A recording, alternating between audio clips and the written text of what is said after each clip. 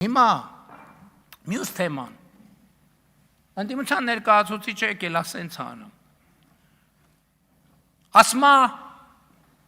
ճիշտ արդարացի մարդիկ ասմա Պապիկյանի հրաժարականն են պահանջում։ Բանակում տեղի ունեցող իրադարձությունների։ Ասմա բայց չէ, ես չգիտեմ ոնց է ասում, ինչ է ասում։ Հա, իմ հրաժարականն է պահանջում։ Եկեք նայենք, ասենք 2002 թվին 24 դեպք։ Բասեր Սարգսյանն ու Ռոբերտ Քոչարյանն ինչի չեն հրաժարական տվել, Գեգամ Մանուկյան։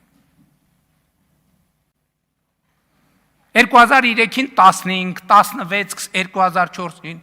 բա Ռոբերտ Քոչարյանը խիչ հրաժարական տվել։ Սերժ Սարգսյանն էլ եղել է պաշտպանության նախարար։ Հետո Սերժ Սարգսյանը եղել է բռնազավթելով եղել է նախագահ, Սեյրան Օհանյանը եղել է պաշտպանության նախարար։ Թիվեք ուզում 2010 թվական 21 դեպք սպանության եւ ինքնասպան, բա խիչ է հրաժարական տվել։ Կամ հա, բարձր որ կոալիցիան կամ բանը, կամ Սերժ Սարգսյանը, կամ Սեյրան Օհանյանը մի հատ է ձեր խմբակցության ղեկավարն էր։ Բա խիչ եք հիշում այդ մեխանիզմների մասին։ Եվ այլն, եւ այդպես շարունակ։ Եվ այսօր մենք ուրիշ պրոբլեմ ունենք, այո, այսօր նախարարը միջազգային զեկույցի մասին է պատմում, այդ զեկույցն ասում է, որ ինքնասպանության պրոպագանդան բերում է նոր ինքնասպանություն։ Մեր ընդդիմությունը խոցելու համար երբեմն նախարարին, երբեմն կառավարությանը զբաղված է ինքնասպանության պրոպագանդայով։ Եվ միջազգային զեկույցները ասում են, որ դու ինչքան, մարդիկ կան, որ եզրին են, եւ երբ որ մարդը տեսնում է, որ տենց մեծ հանրային ուշադրություն կա, այդ բան հոգեբանական վիճակ է։ Այդ վերջին կաթիլը, էդ էլ է ազդեցությունն են, բայց ես փորձագետ չեմ, ես չեմ ուզում ոչ պրոֆեսիոնալ բաներ ասեմ, ուղղակի առիթեր եղավ։ Պետական պարտքի թեման, ես ինչ պատմություններ, ես ինչ է սարքել։ Նախ պետական պարտքի մի հատ էլ այդ ով է ասել, լսել եմ ասել են բանը, դեֆոլտ, չգիտեմ ինչ։ Են մի հատ բան կա է, անեկդոտ կա է, որ ասում է անունդ ինչ է, հազար ներողություն էլի եմ, ասում է Սպարտակ, ասում է անգեր, իսկ դու որ թիվ ես, որ։ Հիմա հետո որ դեֆոլտի մասին խոսում է, ուզում եմ ասեմ, որ թիվ ես։ Որ թիվ ես կամ Հայաստանում վերջին անգամ երբ ես եղել։ Այսինքն այս ինչ խելագարության կանխավար Հայաստանի Հանրապետության պետական պարտքը երբեք այնքան կայուն չի եղել, ինչքան էսա կայուն։ Այսօր Հայաստանի Հանրապետության դրամով պետական պարտատոմսերը միջազգային ներդրողները գալիս են առնում են։ Ճիշտ է, պարոն ֆինանսների նախարար, թե ճիշտ։ Սենց բան երբ ա եղել վերջին անգամ ընդհանրապես։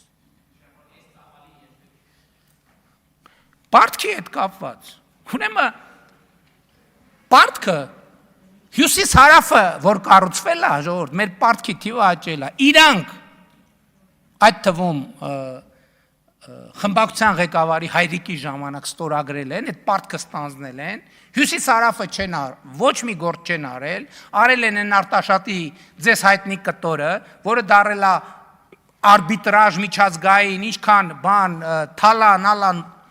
այդ պարտքը կախած է եղել, գործը չի արված եղել, եւ Հայաստանի Հանրապետությունը դրա համար տուգանքներ վճարելիս է եղել, որ վարկը ստորագրել է, գործը չի արել։ Հիմա Գյումրի Երևան-Գյումրին պատրաստ է։ Այդ պարտքը արդեն սկսում է արտահայտվել։ Հյուսիս-հարավի Ագարակ քաջարանը մեծ տեմպերով կառուցվում է։ Իրանց ժամանակվա ստորագրած վարկային պարտավորություններն են եւ վարկային պայմանագրերն են։ Եվ այդ պարտքը սկսում է արտահայտվել։ Երկրորդը մայիսի 28-ին